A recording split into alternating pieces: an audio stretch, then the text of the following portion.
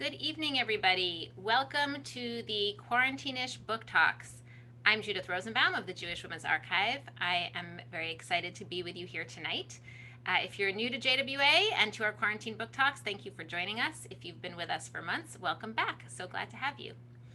I want to thank the National Endowment for the Humanities for supporting our work and jewishLIVE for being a great partner.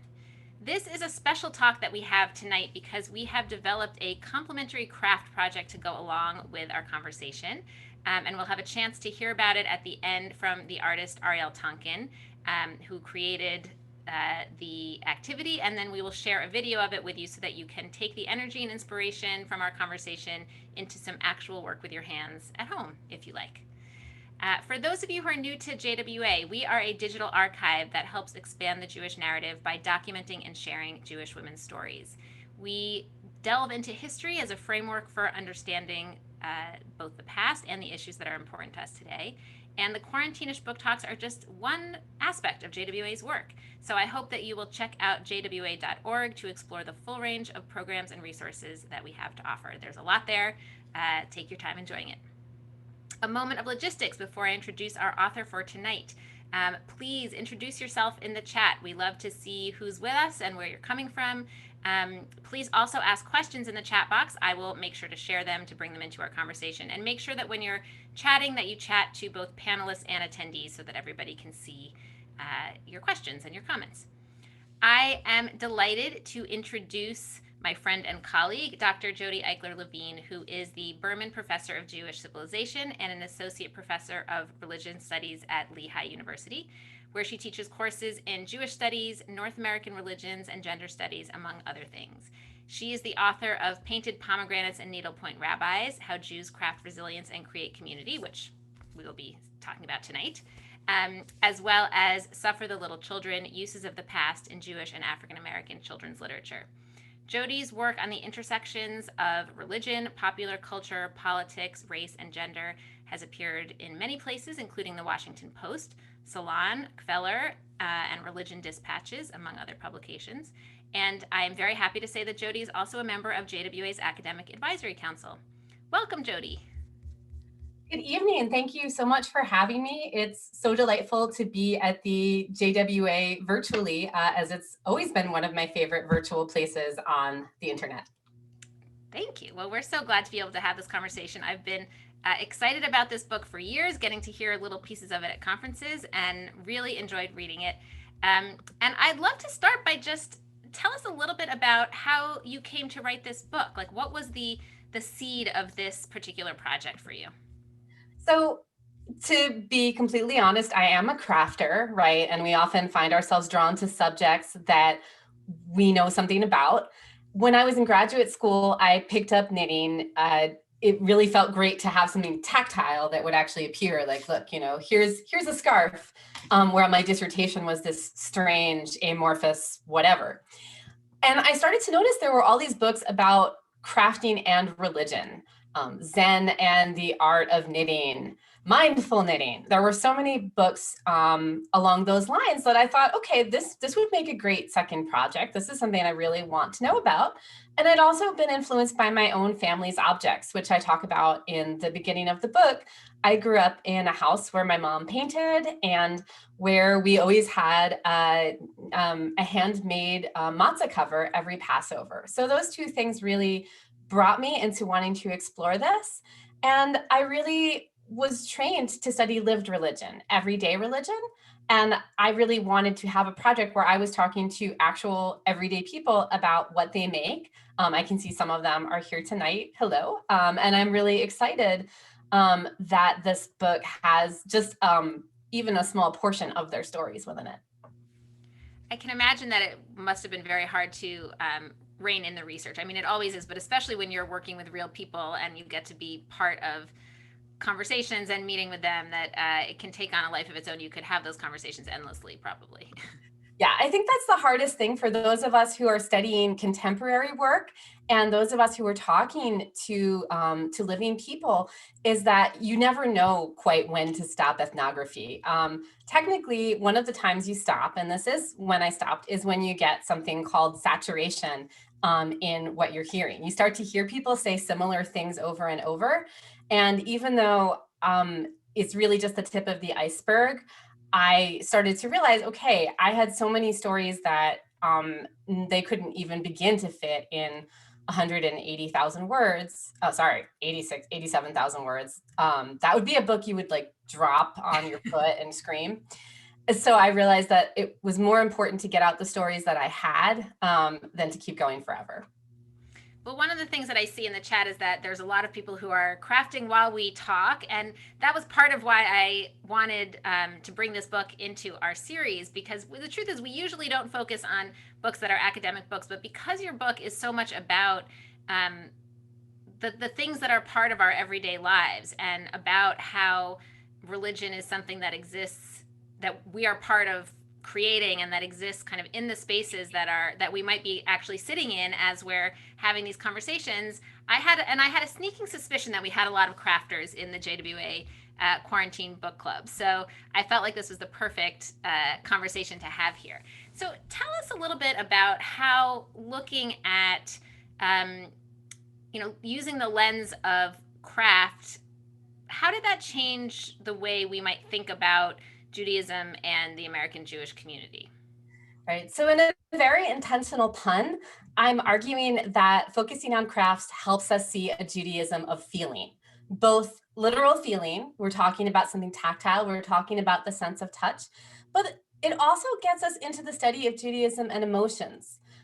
So, by focusing on, the objects that people would give to their grandchildren, one of the stitchers I spoke with actually said that when she gives them, say, a special flag that she made for Simchat Torah, she wanted to give them emotion. So this gets us into that aspect of Judaism. A lot of, and I realize as I'm saying this, it sounds like I'm stereotyping women's lives as emotional, which is not the goal of the book. But I feel like that gives us a sense of where people dwell, how crafting Jewish objects is part of their sorrows, part of their joys, part of ritual life, but also part of non-institutional life, right? What's happening in Jewish life in America and Jewish history in America that's not happening in a synagogue or a recognized institution. So that I think gives us a new vantage point. And the other really important thing about craft is that it gets us at Judaism as process. So Judaism isn't something that happens, all at once. Boom, here's your Jewish experience. Either it's people talking about it just being one day a year, or you have a kind of massive, conversion experience. Judaism is a process. All religions are an ongoing process that's never finished. And I thought that really comes out when you see people's spending decades on a craft or changing as their crafts change. Yeah, that was one of the things that I thought was really beautiful in your book is you make very clear in the stories that you tell from the people that you interviewed that they're really talking about making their own meaning. I mean, sometimes out of rituals that are familiar rituals, right? Like, as you mentioned, like making a matzah cover or a Torah mantle. They're interacting with things that are kind of known ritual objects, but sometimes creating entirely new pieces that are reflecting, you know, their family or something that they're struggling with, and sometimes even having these kind of ritual moments that pop up spontaneously that aren't in the within the container of what we think of as the usual ritual moments of holidays or Shabbat or things that are happening in these kinds of more formal spaces, but just creating rituals out of the things that they're making or the experiences that they're having with those things. Yeah, that's absolutely vital. I have actually a couple of pictures I can show that speak to that. And then there's some other examples I can talk about. So I will quickly share my screen, and I'm going to share two images for now. One of them is actually here's three. The first one is a kind of museum moment. This is a Torah mantle by Eichler-Levine at the Skirball Cultural Center in Los Angeles. And the quote here is also on the Liberty Bell. So you get this sense of people having Jewish experiences in spaces other than a synagogue, right? Having experiences of looking at American history and Jewish American history in a museum. This is Zelda, and I actually think I saw her name in the participants list. So hi, Zelda, across the country. And Zelda made this wimple for her grandchild in the 1980s. And so obviously, so a wimple is a Torah binder that in Europe was made from the swaddling cloth used on the day of circumcision. This was made especially for the child. And it gives you an example of something that has really been a women's ritual for a few hundred years now. And that one of the things I loved about speaking with her was that it's not just that the ritual object was a Jewish object when it was used as part of as part of the circumcision ritual. It's that she talked about how the actual act of stitching was meditative, especially hand stitching. One of the stories I loved was the one of happenstance, that her sewing machine broke. So she had to stitch by hand, and then she switched over to always stitching by hand because it felt better. It was a way of being close to all kinds of meaningful things. And the last image I'll show right now is from Sarah Jacobs, an artist in New York City. And this she made for a relative who was experiencing some difficulties with language and memory. And she painted a tehina, a Yiddish women's prayer for lighting the candles, onto this scarf so that her relative could hold it over herself as she lit the candles and be surrounded by the blessing, even when she wasn't able to say it. So those are just a couple of examples of how these crafts provoke I see a lot of Zelda's families here, that those provoke really new moments. The act of crafting itself can be religious, can be Jewish, and these are new kinds of ritual moments. Yeah. Oh my gosh, there's so much in all of those. You know, I will say that I am also a knitter, and I used to say that I felt like knitting was meditation for anxious Jews. I wasn't so good at sitting still, but I do find that the repetitive motion has a certain meditative quality, and I love that idea of realizing that the hand stitching is actually makes it even an even kind of deeper, more meditative process. But I love, just to go back to to go through those images. You know, the first one makes me think also about that there's a place in the book where you talk about craft as a kind of platform for a Jewish kind of wrestling, that there's a lot of kind of making of meaning and identity that can happen through craft. And that one, that Torah mantle with the words from the Statue of Liberty, feels like one of those moments of thinking about how do we express our Jewishness and our Americanness, you know, in an object which is a Jewish object, but might be, you know, also something that can reflect our or play with our American identity in some way. Yeah, that's absolutely crucial. On the issue of Jewish meditation, I forget now who said this, but one person told me that knitting was shtetl aerobics, which is, I don't even remember if that made it into the book, but it's one of my favorite things someone said.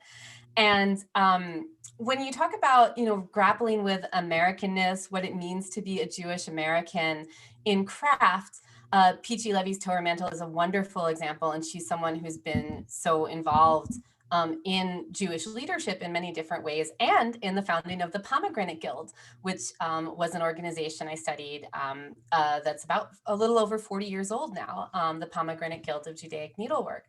There's other examples of grappling with Americanness in everything from the fact that the Pomegranate Guild met in Atlanta and made their theme for their actions "I Have a Dream."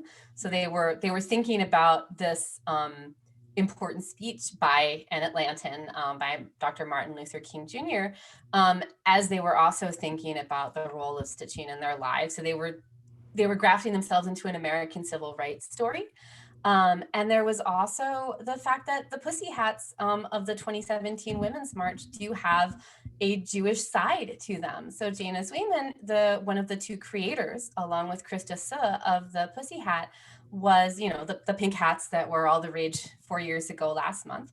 And she talked about the fact that her family's legacy of, surviving European persecution, surviving the Holocaust, inspired her to do what she called her Tikkun Olam to the Max project. So in that case, the object isn't one that you would instantly look at and say, oh, that's a Jewish object, right? But it's an example of someone and lots of other people who made them and who marched, grappling with what it means to be a Jewish American and involved in a history of protest while also crafting. Well, I want to talk about activism, but I want to first ask, since you raised that question about a Jewish object, how did you think about the Jewishness of the objects in writing this book? Like, how did you frame what you were including in Jewish craft? I framed it very expansively. I'm of the school of thought that says if someone identifies as Jewish, if their object, if I come and say I want to talk to you about Jewish objects and they show me something, it counts. And so I was thinking about it very, very expansively. And one of my favorite examples along those lines comes from a quilter, stitcher, and quilter named Bonnie Vorspan, who told me, she showed me her first quilt. The quilt had been just from a non-Jewish source. It was from a regular quilting magazine pattern or quilting book pattern. But she said, I made it a Jewish quilt. The way that she defined making it a Jewish quilt was to add something in each month. It was a months of the year quilt, so there were 12 squares. And she added, for example, a little plate of Hamantaschen in March, apples in the fall for the Jewish High Holy Days. And so I thought that was just a beautiful midrashic or interpretive way of taking this object and very explicitly making it Jewish.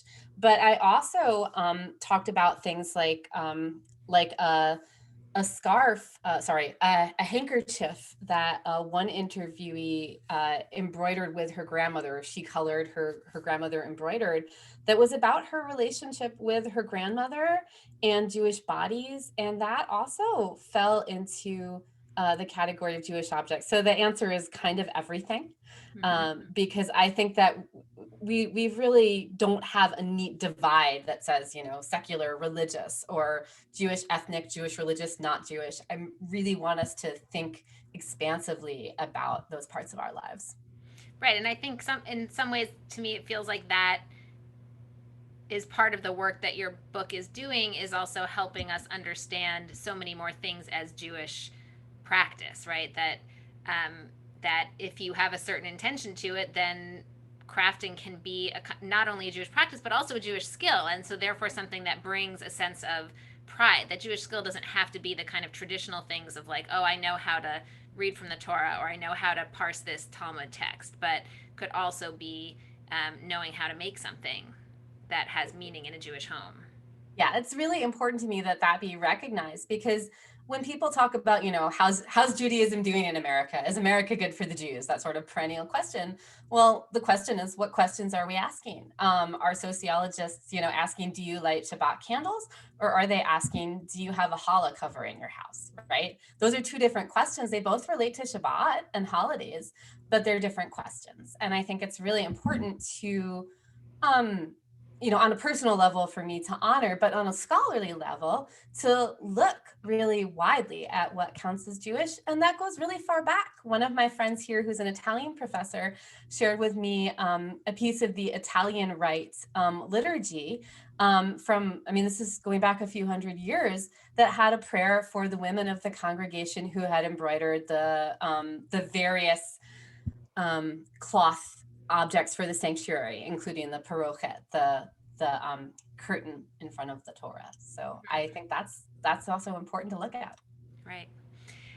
So let's talk a little bit about gender, because obviously, well, I guess not obviously, but probably obviously, most of the people you're talking to in your book are women, and many of them are engaging in craft practices that are seen as traditionally feminine. So I mean, there's so much to kind of talk about this, but how does, I guess the first question is, how does looking at Judaism and crafting give us an opportunity to put women into the Jewish story in a different way than you might see in other narratives of Judaism or Jewish practice?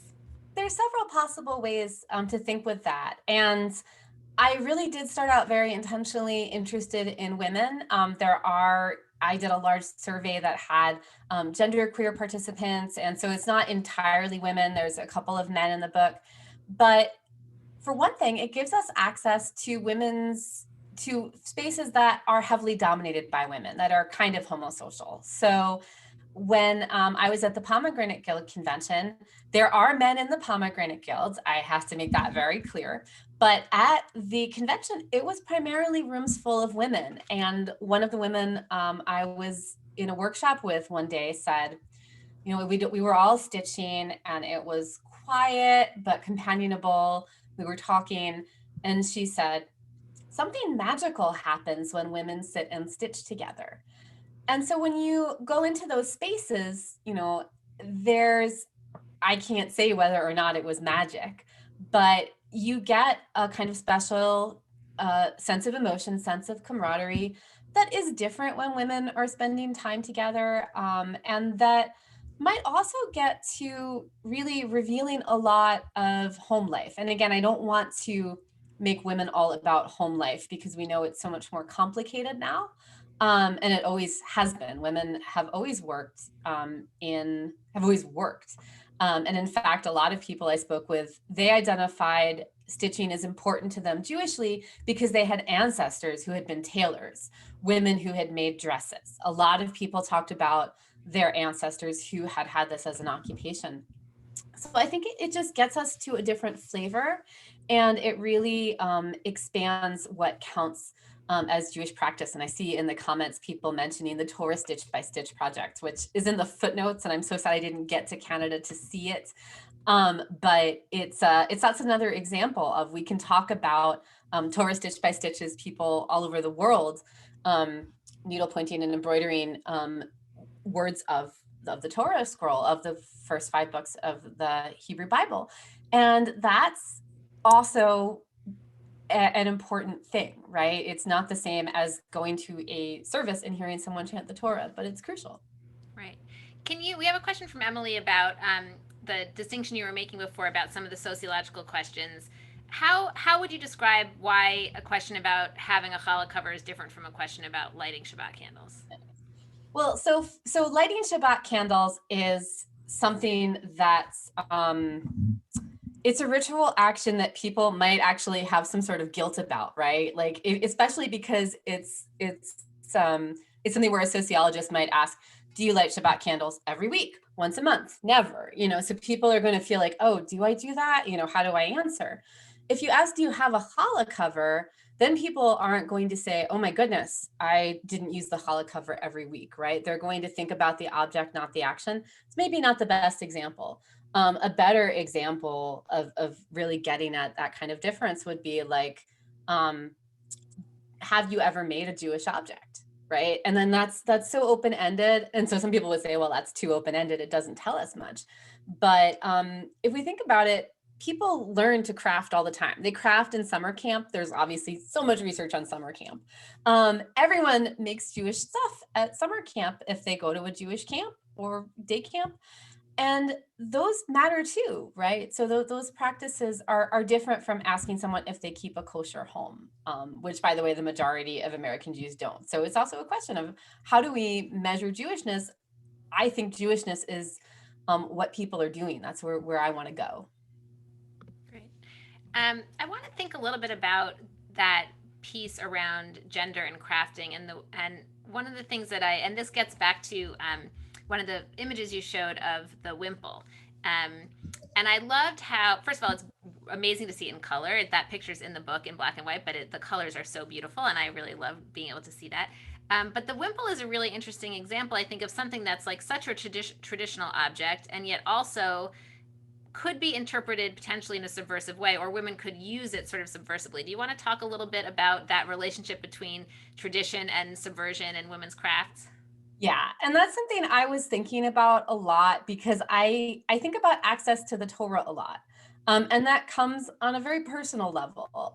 As someone who personally was raised in a part of the Jewish tradition where I learned Torah as a teenager, right? I always took that access for granted, I think, because I was born in 1978 and grew up in a Reform synagogue. And that really influenced me realizing that when you look at the wimple, right, it's developed in a time when women are typically not going anywhere near a ritual reading of the Torah, right? That's not, we have older examples of women studying and women reading prayer, having, everyday prayers, but Torah ritual in, early modern Germany, not something women were commonly doing. And what I really find fascinating about the Torah binder is, in fact, that it's a binder, that it holds the Torah together, it binds, and binding is an important metaphor in Jewish tradition. If we look at Genesis 22, the binding of Isaac, or Akedah, which is both such an important and terrifying story in Jewish tradition. And I won't give you guys my lecture on feminist interpretations of Genesis 22, We'll but there invite you are back many. for that another time. Yeah, that's a footnote. But what fascinated me was, here's the Torah ritual that men attend, but here are these stitches, women's stitches, which do bind cloth together, which do hold things together quite literally, and also embellish them.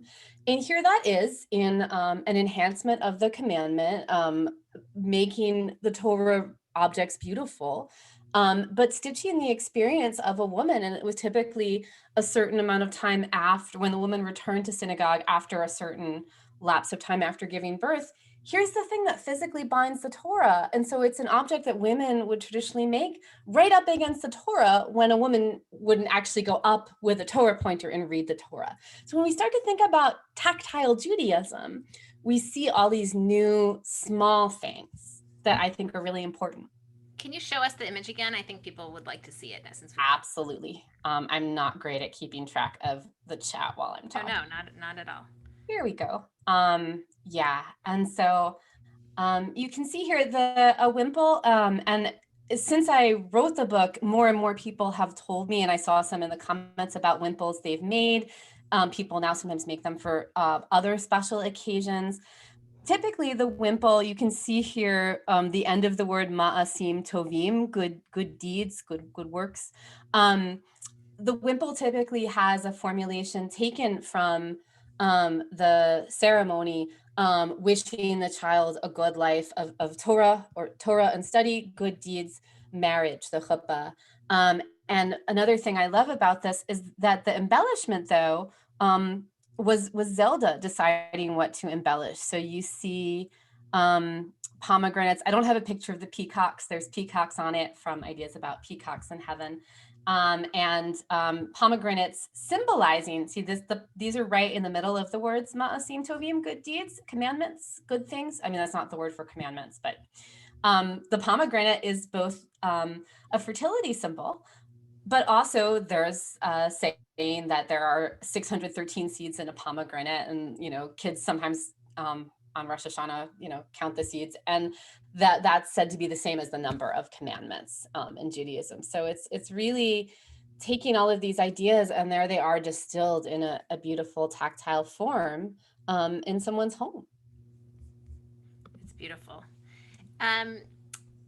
So one of the things you talk about a lot in the book, and I think that this connects to the wimple in some ways, because the wimple is, as you're saying, it's something that starts with the circumcision, but is really about sort of forecasting into the next generation. And you talk a lot about this term generative resilience and the ways in which crafts can be used to build this kind of communal resilience or personal resilience that can then be passed down. Can you talk a little bit about what that term means and what you see as the relationship between crafting and resilience? Right. So if you think about it, anytime you make something, anytime you generate something, right, that's an act of tremendous bravery, I think. And I think I'm thinking about this differently now after, the challenging last year that everyone has had in the world. And generative resilience is just a fancy way of saying that when we make things, when we create, we're finding ways of coping in the world, and we're finding ways of getting up another day. I didn't go looking for resilience in the book. That wasn't the plan. The plan was Jews and creativity. That's where I kind of started, and with noticing those books when I was a knitter. But so many people would tell me, well, it turns out that my friends in my stitching group are the ones who were there for me. And they were there for me after I had a big loss in my family. They were the ones to be there. People during, I would be in someone's home and they would be showing me their more elaborate works, but I would notice their knitting was out and they would say, well, I just have to keep knitting. I'm so stressed out by the world. It's what's keeping me together. And so more and more, I was hearing stories like that, stories of bringing things together in times of trouble, and that was a way forward. The Jewish Hearts for Pittsburgh, which was a craftivist reaction to that particular tragedy, was a way of people making Jewish stars in hearts, as not that you could repair the violence that had been done, but as a way of saying, we're going to continue. And so that ties into issues of memory and continuity, that so many of the women with whom I spoke were making objects so that their family will keep using them, right? And that meant so much to me personally growing up in my own home. But it's also that creation is the opposite of destruction and nihilism. It's a way, in the book I say, it's like trying to turn back entropy with a needle and thread. And that's really powerful. And it's not always that, so I found that just over and over, I found people talking about how stitching or quilting help them cope, help them make sense of the world. Yeah. It reminded me, just to share a personal anecdote, my mom, who was not generally a crafter, she was a scholar and very much a person of the mind and very busy. But she also had cancer several times, from when she was 32 to when she died of it when she was 65. And the only times I remember her crafting were when she was sick and recuperating. And then she knit so furiously that she would get blisters. And I always thought of it as just like, oh, she was bored because she couldn't work. But the more I thought about it, the more I realized, like, no, it was also about the creative process, like wanting to be putting something out there into the world. And one of the things she made when I was little, and my mom was one of those annoying people who was very good at whatever she did. So even though she didn't craft generally, when she picked it up, she was amazing at it. But she made this challah cover, which we continue to use and which was beautiful. And I think was one of the first things that she made the first time she was sick. And I remember thinking that I had never seen her make anything. But then, that was when she would go into this like mode of creating objects, mostly knitting. And if she didn't finish something by the time she was feeling better, she never finished it. It just kind of dropped by the wayside. But she created beautiful things that I think helped her kind of process her own fears of mortality or whatever she was going through. Yeah, and I didn't know that about your mom. I met her and admired her work, and it's thank you for sharing that. It's it's something that I talk about in the book as well, that I don't know if I should go there or not, but I was diagnosed with very serious cancer smack in the middle of writing the book. So it's still sort of a miracle that I like even get to hold the book. And the strangest part was that I was doing ethnography with a group making lap blankets for chemotherapy patients. And then I was like about to become a chemotherapy patient. So there's, like I said, I didn't look to write a book about resilience. I was going to write a book mainly about creativity. And then people talked about resilience. And then I experienced a version of that myself when, I was deciding, okay, which knitting goes to the hospital. And it was a little bit hard because I took the charity blanket with me for like big surgery week. And there was something in about how the way that the book and the stories people told me and the way they then shared things with me that got really wrapped up. And that's why it's messy, right? Just as religion and non-religion, or ethnicity and non-ethnicity are all mashed up together. That's also true with how we think about ideas. We think about them in bodies, and people who write books all have bodies as far as I know. So far. Um, yeah, and you took participant observation to a whole new level. It sounds like. Apparently, yes. But I love that you addressed that in the book. I love that you made that visible and that you talked about sort of the overlap of personal and professional in the project and what some of the challenges were for you of kind of navigating that, of figuring out how to be both the scholar studying the community and show up as a crafter yourself, and who was continuing some of these traditions that some of the people you were talking to were very invested in seeing continue. And then, in terms of the continuity piece, also, like, you're a mother and you're living a Jewish life, and so you represent that that as well. And I loved also how you talked at the end about even just thinking about the relationship between words as the way in which you're creating continuity for this story, as opposed to something more tactile.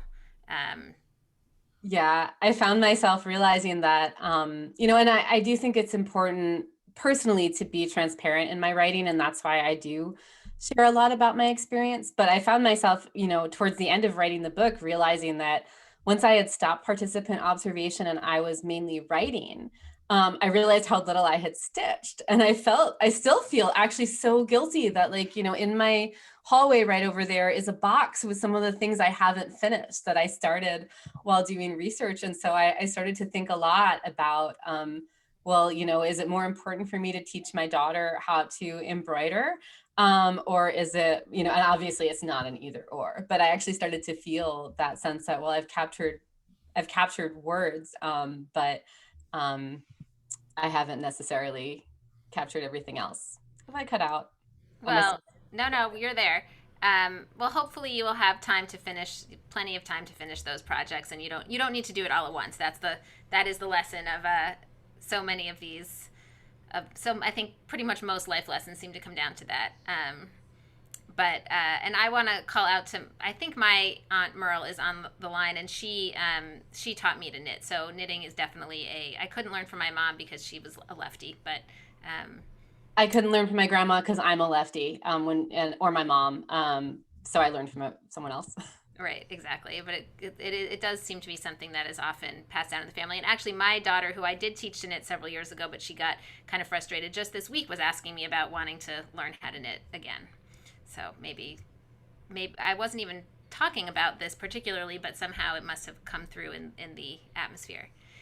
I would love to get back to the notion of craftivism and to think a little bit about how crafts can be a kind of act of resistance. Can you talk a little bit about some of what you found in the craftivism sphere? Yeah, and that can happen on a lot of different levels. So craftivism was a term coined by an artist and writer named Betsy Greer and a collective of other people in 2003. And I think that, it's obviously a mashup of the words craft and activism. That happens on a lot of different levels. For one thing, it helps people feel a sense of growth and investment in something that's hard, right? Activism is hard. And some of the people I spoke with were activists. They were not politically uniform. There were people of many different political opinions among the interviewees, but it happened to be a time of a lot of protests in the U.S. and it's tiring work, and having a sense that in addition to trying to create change with your, letters to your congressperson or your marches, the fact that people could also create something tactile, whether it was a hat or yarn bombing, is something people do where they, you've probably seen like poles covered with crochet very quickly, that by beautifying things, by adding a sense of color or play, even if it's something like making a funny sign, right? Those things it's very human of us to want to tell our stories in artistic ways. And so that adds a new dimension. That's part of, what's going on with craftivism.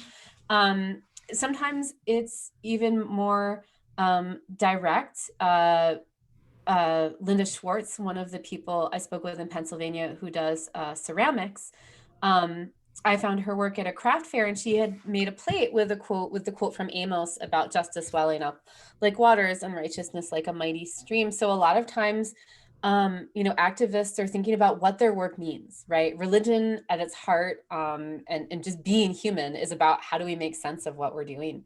So we've always had activism has to be efficacious as well. And some of the people I interviewed did not like craftivism, or they did not like the pussy hats, for example. They said, well, we can knit, one interviewee said, we can knit thousands of these and, we still might never have a free election. I think that's the quote in the book.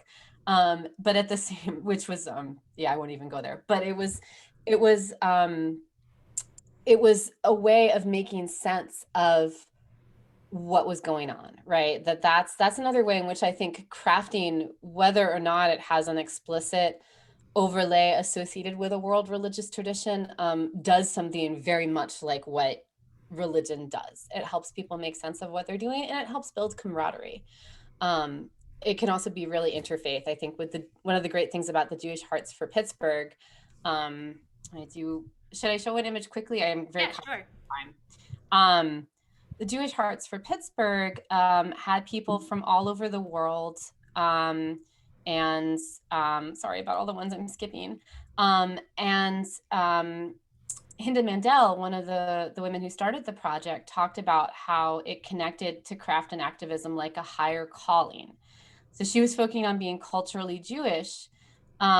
These photos taken by Rachel Cranston show these all over Pittsburgh, hanging in lots of different places. So the idea was to sort of just send tactile support. And the heads of the project who I interviewed said, we got crafts from Republicans, Democrats, Quakers, this group, that group. It was just so many different groups. And so I think that's another power of craft, is that, as we'll see with the craft project that we have today, craft is really accessible.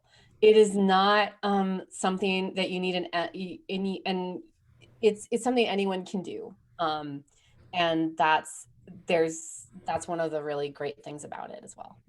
Yeah, it was interesting to think about, you know, the ways in which people then come together to make things, or the ways that the things that people make can bring other people together, like in the case of pussy hats, where a lot of times they were made by people who couldn't be at the Women's March, but then made people at the Women's March feel like visible as a, collective body in a different kind of way.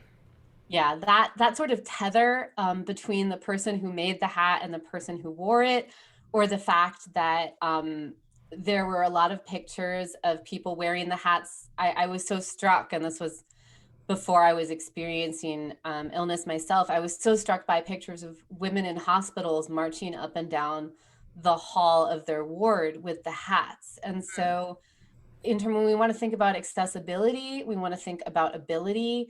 That was why Zwayman said she created the hats. She couldn't travel to Washington, D.C. because of recovering for many years from a concussion.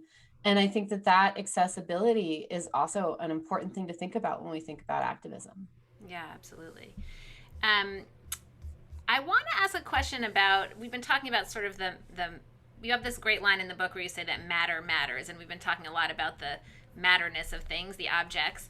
And I think in this moment where we're all, in these current circumstances of being at home all the time during the pandemic, and in our homes and surrounded by our stuff in a way that we might not usually be, how do you think, how are you thinking about the role and importance of objects and tactility, like in this particular pandemic moment? And have you seen any particular craft projects emerge from that, or any particular shifts in how people are thinking about craft? Yeah, it was so strange to have the proofs of this book in my hand and read everything I had said about tactility last April, as we were locked down initially in March and April. I think that, if anything, our current circumstances have shown us how much touch matters. We've seen explosions, obviously, of sourdough baking, of people I've noticed. I actually in a different presentation, have a whole series of headlines that are just all these craft headlines from the pandemic alone. So there's no like one huge movement, but it'll be like, this artist connecting through craft, or it will be about car decorations, all of these things that people are doing with their hands now. I think that the tactility is helping us because we are creatures of touch, and so being able to touch yarn or bread or whatever it is really helping us when we are having different touch stimuli than we usually do. But it's also a way of building community, right? That you can knit with someone while you're on Zoom, and you can be working together. I really have loved, I hope you'll save the chat. I've loved seeing what everyone's knitting while they watch, this. And so I think that that's been a tremendous part of the pandemic. So I don't have like one specific example. I'm eager to hear if there are more in the comments, but anecdotally,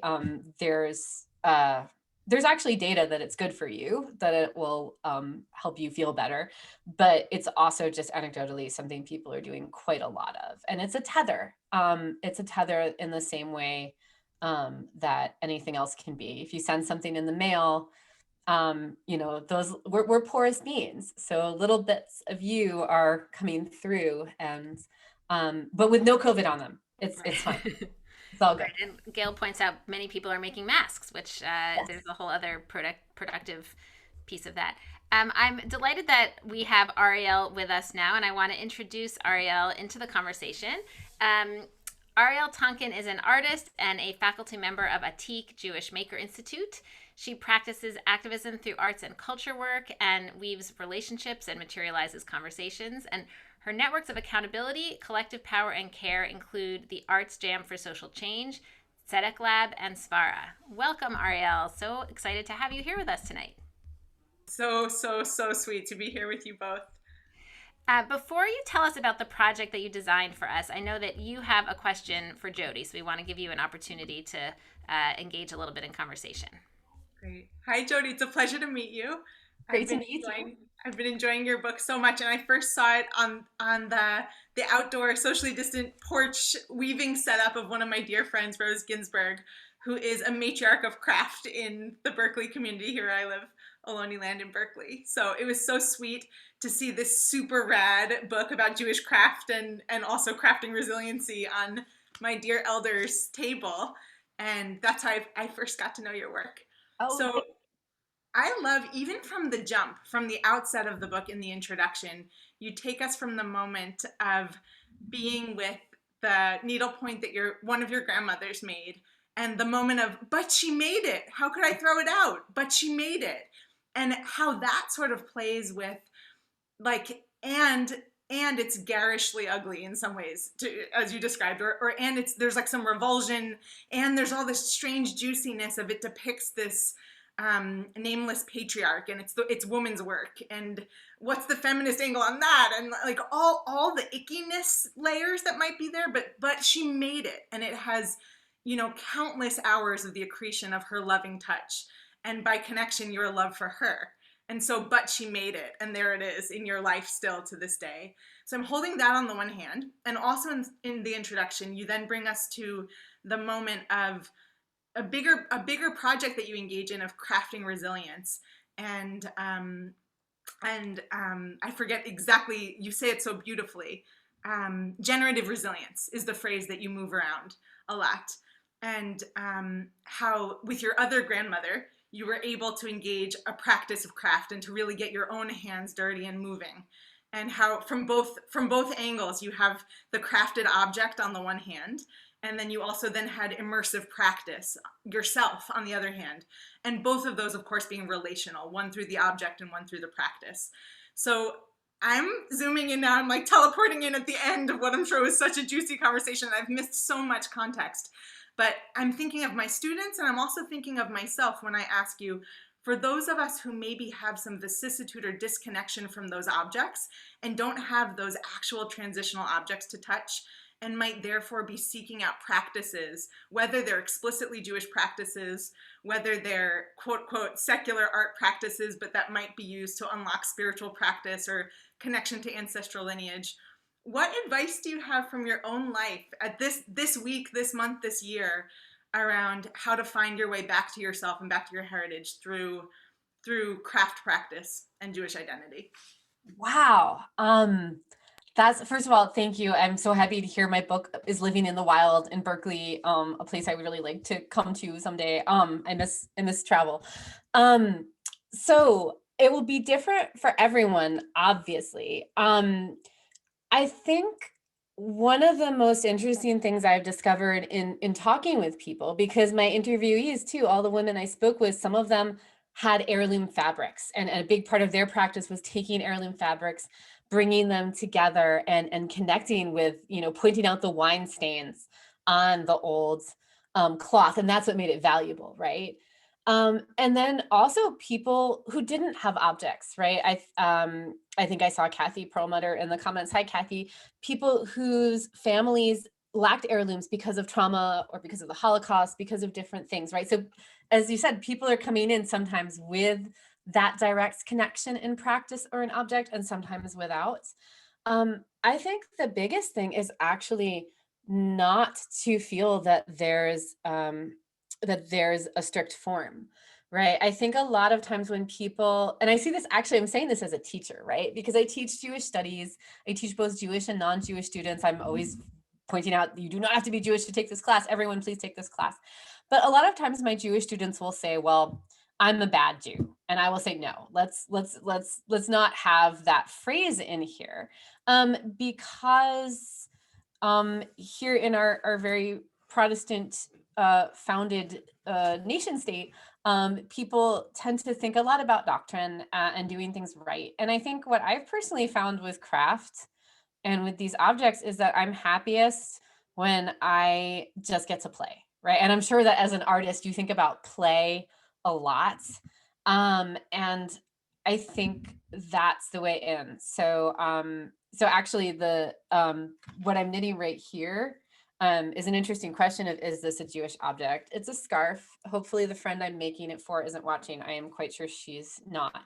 And I actually cast this on for a friend who lost someone very dear last summer, right? So she had a horrible thing happen. My immediate response was to put this on and to think I would get it to her by the winter holidays, which of course didn't happen, right? But I think that response, going naturally with like that sort of sense of, okay, my response to grief is I better cast something on even if it takes a year, right? Or I've seen beautiful projects of people, I'm forgetting the artist now, it could even be you, people stitching the Omer, right? The days between Passover and Shavuot, and not worrying about if it's perfect, right? If you look up stitching the Omer, I'm sorry, I forget the artist's name, someone just taking an embroidery hoop and saying, okay, each day of the Omer, each of these days, I'm going to get up, I'm going to make a few stitches, I'm going to see what happens. So that's what wisdom I can glean from the people I've met, from people talking about stitching on the bus and that bringing the meaning. So I think that's the thing. When we say heritage, it's this word where we go, oh my gosh, am I doing it right? And I think that kind of freedom, even then there are things with rules, and that's good too. Trying to make something nice within a rule, like what a yod has to do. But oh yes, I'm trying not to talk to the comments, but actually some of the people I know were involved with Jill Hammer's work. So yeah, there's a lot there. Awesome. Thank you, Jodi. That was really beautiful, and I think a great intro into the project that we've created for people to be able to take a little bit home. So Ariel, do you want to tell us about that? And Betsy will put the link to it in the chat, but we will also be sending the video link out afterwards, so you don't need to click on it and start watching it right now. So in honor and in celebration of this gorgeous book that Jodi made and is releasing into the world, we wanted to offer a way to participate in addition to reading, to be reading along while also moving your hands. So I came up with, and I'm realizing maybe I should run to get it in the other room, but you'll see when you click on the link, a small, super, super small portable loom-based weaving project. that everyone at home can make from an upcycled 8-inch piece of cardboard. And gone through, it's about 15 minutes long.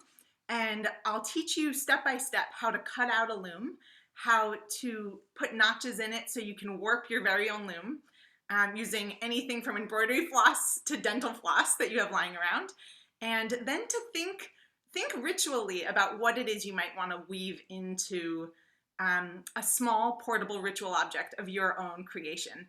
So it could be both reverent and irreverent at the same time. It could be that you take a little bit of that heirloom lace that has the wine stain in it, and that becomes part of the fiber that's part of what you weave into the warp that you wind. It could be that you take upcycled plastic bags from the drawer of the bag of bags of plastic bags, and that's how you reckon with some of that accrual over this period of time, and that you make a gorgeous ritual weaving with recycled plastic bags. It could be anything on the spectrum from that. You could use paper, you could use yarn, any yarn ends that you have around. And the idea is both that you'll get to engage in this haptic practice with your hands. It'll have a rhythm to it. It'll be a place that you can return to. I'm thinking about the poem, Often I'm Permitted to Return to a Meadow, the Robert Duncan poem of like, this little space right here can be your makom kavua, your sort of fixed place for prayer, if you want to think of it as such, or just for craft, just for time with yourself. So you'll return to these actions. It might take you, one sitting of a few hours to weave. It might take you a period of many months of one row at a time, as you like, is perfect. And then you'll wind up with a little piece of cloth that you've created from scratch. And that cloth will be, it'll be whatever you decide it will be. It could be a mezuzah cover. It could be perfect to cover a cloth on a doorway, a mezuzah scroll. It could be a bookmark for your Yom Kippur Machzor, special Yom Kippur prayer book, or it could be a bookmark for another holy book. It could be an ot al yadecha, a sign on your hand. That's an alt kind of tefillin. So it could be a bracelet that reminds you of a covenant with God, or it could just be something beautiful that's really easy to touch and find sensation in, which Jodi writes about so beautifully again and again and again. So it can tether you to all of us here on this call. It can tether you to Jodi and this amazing extended community of crafters that she's woven together in her corpus. And it can also tether you to yourself just by coming back to your body again and again and again through that repetition. So I guess our hope and blessing for you is that know that you're not alone wherever you are. We're all connected through these practices all the time. And we're anchored back by so many generations of women and non-binary folks and folks on the margins who are taking materials of contingency and making magic with them. And God willing, we're also sowing seeds for all the folks who will come after us and after us and after us, and passing on these lineages of these practices onward, just by taking up your own needle and laying your own cloth down, just in the scope of your own life and place. So I hope you'll enjoy it. And Jodi, thank you so much for the inspiration. Thank you. And I'm going to show you, I actually did this. I was inspired by Ariel's video. I wanted to try it out. I'm not at all a weaver, but I was very excited to try to make something. And I can show you the little piece that I made, which I was inspired by the main piece. It's very hard to see on Zoom, but I took a lot of yarn ends that I had, but I also was looking to make something from an old comforter cover that belonged to my daughter. My daughter is 14. She recently flipped her room from being a little kid room to being a bigger kid room. She took down all of her Harry Potter stuff, which was a little sad.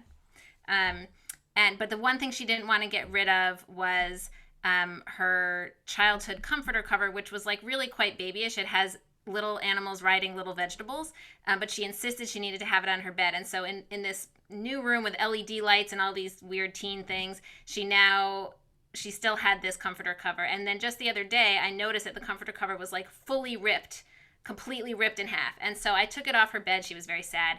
And I told her I was throwing it out. But actually, I saved it and I took strips from it and I wove it into this. And now my plan is to embroider a chamsa on it and to give it to her as an amulet that she can hang by her bed. So she has a little piece of her childhood comforter cover with her. She's very nostalgic. She'll be into that, I think. But I can also tell you it was really easy to do. I've been sick in bed and I did it while I was sick in bed, and it was very relaxing and a wonderful activity. So I thank Ariel for creating this opportunity for us, and Jodi for framing this conversation for us and giving us an opportunity to bring out all of our craftiness into this space, which has been such a wonderful community for so long.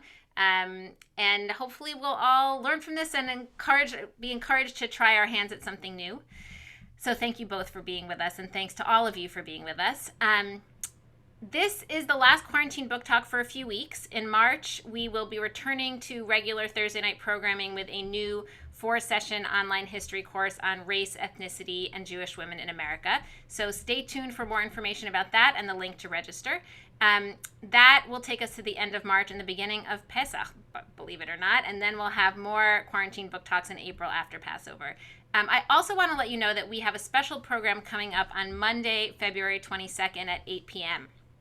This will be an opportunity to talk with some of the alumni of JWA's Rising Voices Fellowship, our teen fellowship, who formed an amazing organization called Jewish Teens for Empowered Consent to raise awareness around and address toxic hookup culture in Jewish teen spaces. So you will, on February 22nd, be able to join us to hear from these young leaders in conversation with Sheila Katz, who's the CEO of the National Council of Jewish Women, and they'll be talking about their work and what needs to be done to support the safety and well-being of Jewish youth today.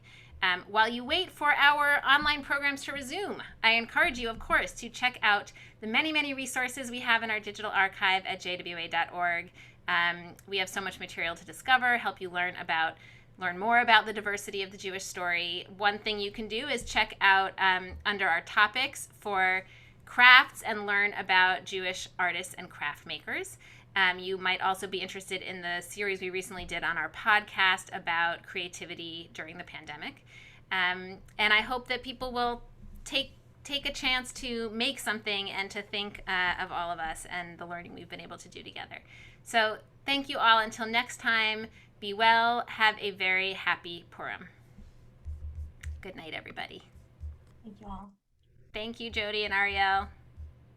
Thank you so much. Such a pleasure. This was great.